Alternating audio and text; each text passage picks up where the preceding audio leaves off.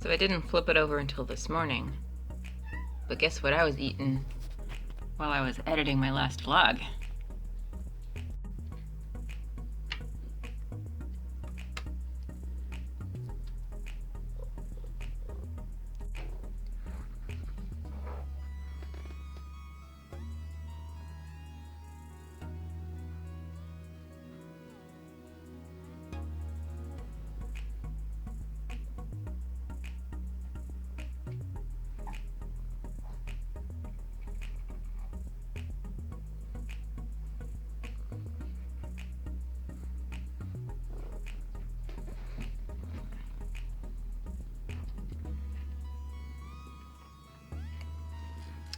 Well, that's gonna need to be cleaned.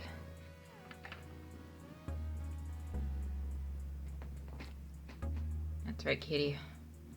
Don't go out with a fever.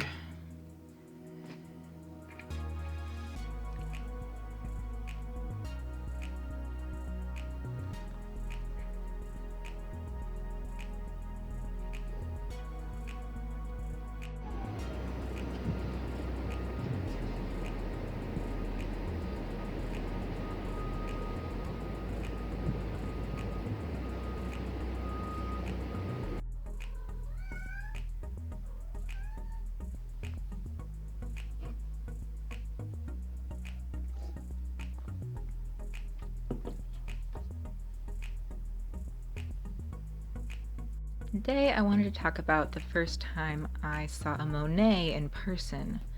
Now, this coffee table book was published in 2006, and since I got it, I haven't really read a word of it. It's there for the pictures, after all. And there's a lot that can be said about Monet. For example, that he painted the same stretch of shoreline multiple different times in different seasons. Not just these two, there's a couple more that aren't published in this book that he did just for the fun of it. But my first Monet was one of his water lilies. And it wasn't, when I went to see which one it was that I remembered, I was so sure it was one of these that was so vibrant and purple. And when I actually looked it up, it was this fellow. A little less vibrant, a little less assuming.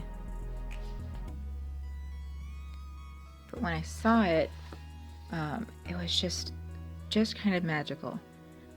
So for my birthday in 2016, I went to the Portland Museum of Art, and as I wound my way through the Warhol exhibit back in time to the kind of classically realistic portraiture of the 20th century, and then back forward to the more abstract and impressionist paintings, I stumbled upon this guy.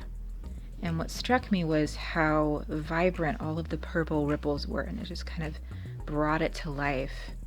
And then it was huge too. It took up an entire wall. And I was so unsure that like this one was the one that I saw, so I just had to do a little bit of reading. What did he say about it? Let's see.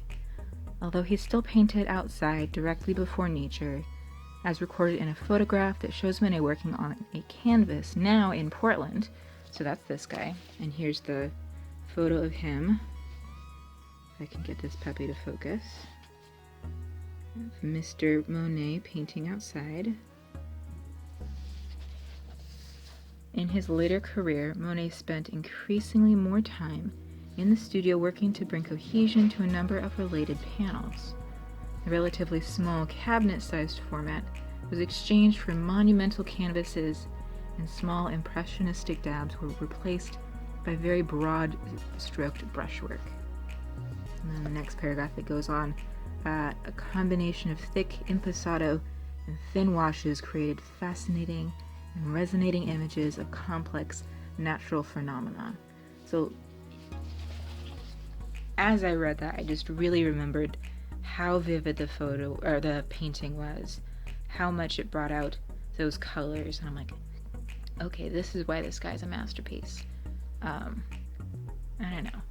Maybe when this is all over, I'll go back and see if that painting is still there and see if I still feel the same way about it. But for now, I get to remember, and maybe I'll actually go in and read some of this now. But who knows?